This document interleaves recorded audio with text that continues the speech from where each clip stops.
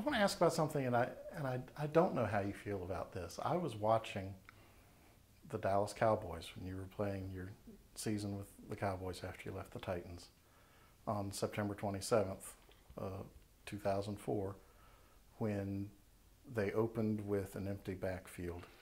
Wow, you did your homework. I was watching that year, Yeah. and I know what significance that had. I don't know the backstory on that. I don't. You speak about humility and having to overcome adversity. Is there? How did that feel? That ended your consecutive starts. Yeah, it did. It took Bill Parcells and a 5-wide set to end that streak. Because I was very capable of doing it. How do you handle that? At that time I wasn't happy about it, obviously, at all. It was once again, it was difficult, but it's a part of that world. It's a part of the business. And I respected the fact that Bill knew exactly what he wanted in his team. Unfortunately, I wasn't a part of that vision. That's what I took from it. And it's okay. That my time in Dallas was a transitional period for me.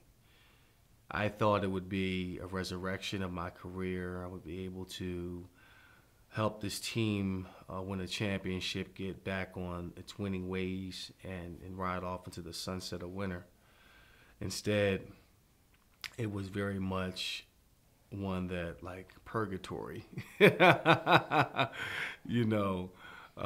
From really just preparing myself for the end, like, this is, my playing days are coming to an end.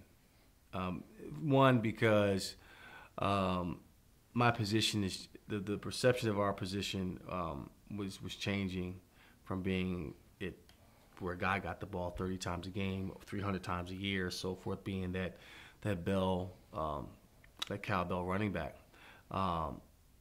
to more of a running back by committee.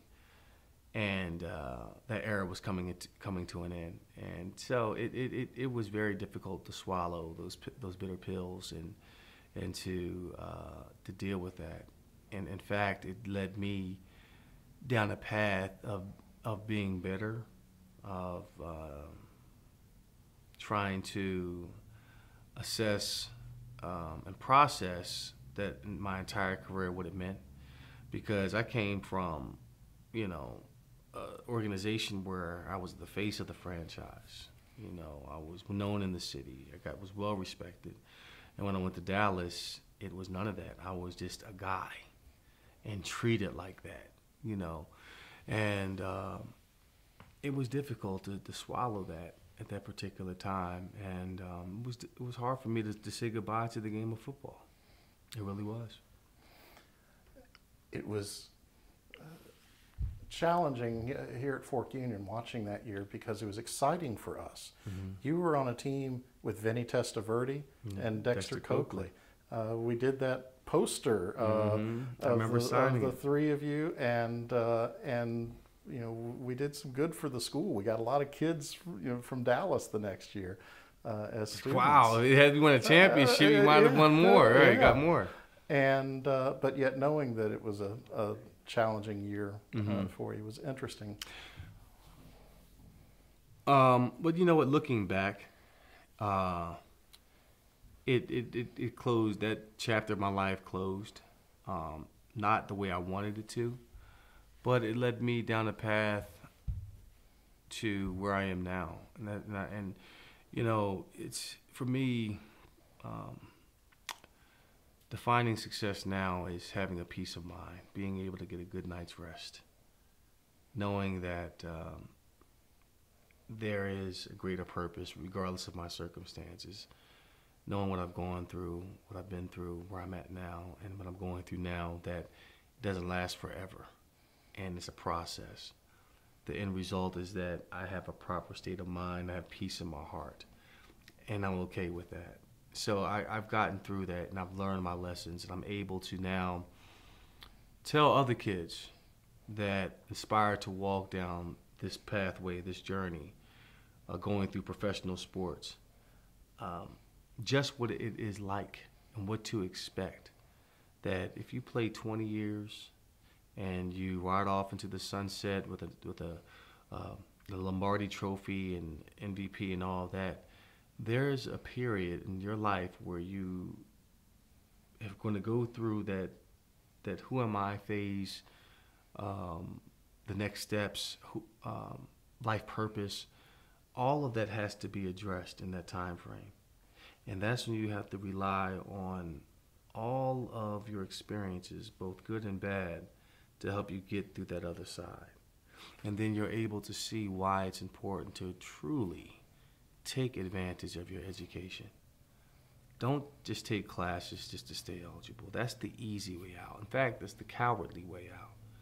Take something that's going to challenge you, stretch you, be in line with your life purpose, and use the game of football, God willing, if you have a Hall of Fame career, use that to propel you to greater heights.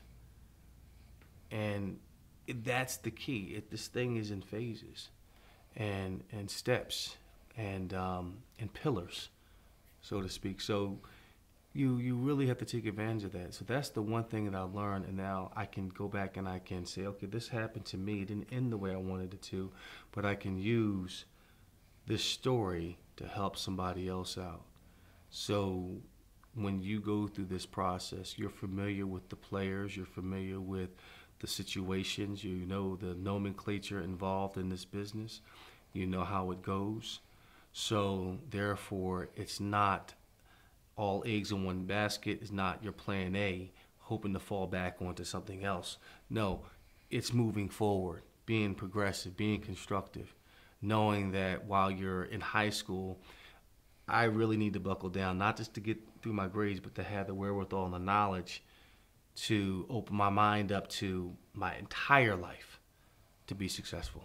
So I know several, broke, unhappy, bitter Hall of Famers. You're a Hall of Famer, but what are you after that? I excel to be in the Hall of Fame of life, in terms of seeing my sons and how they're responding to education, and that's my legacy.